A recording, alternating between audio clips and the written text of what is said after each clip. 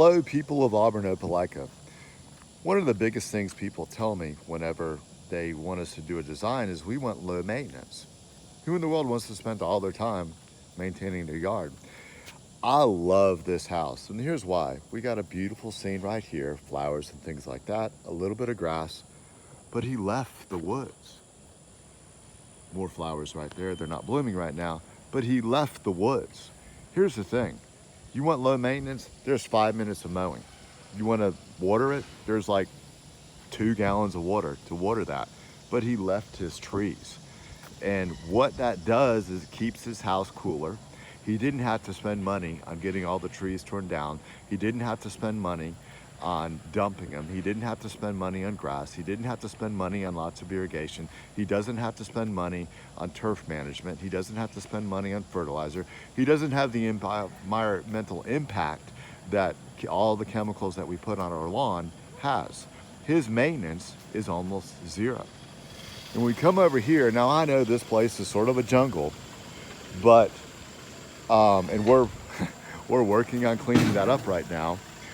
But this is a beautiful, beautiful lot.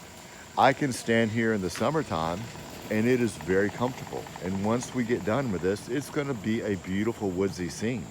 But how much money is she spending on a monthly basis for mowing grass? Zero. How much money does she spend to water her yard? Zero. How much does she spend on turf management? Zero. And here's the thing, we can make this super fancy. Cast iron plant, hostas, ferns, Solomon seal, dicentra. There's coral bells. There's so many plants that will do well in this location.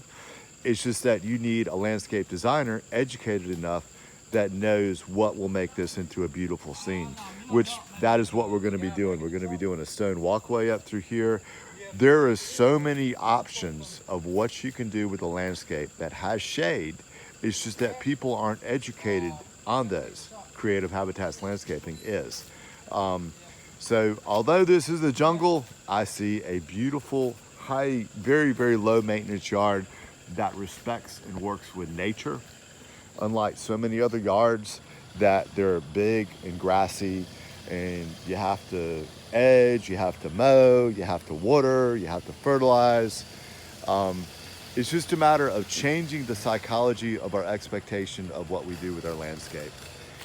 Creative Habitats Landscaping is in the business of changing the psychology of the expectations of people's landscape, because this is a much smarter, much more beautiful way to landscape a yard.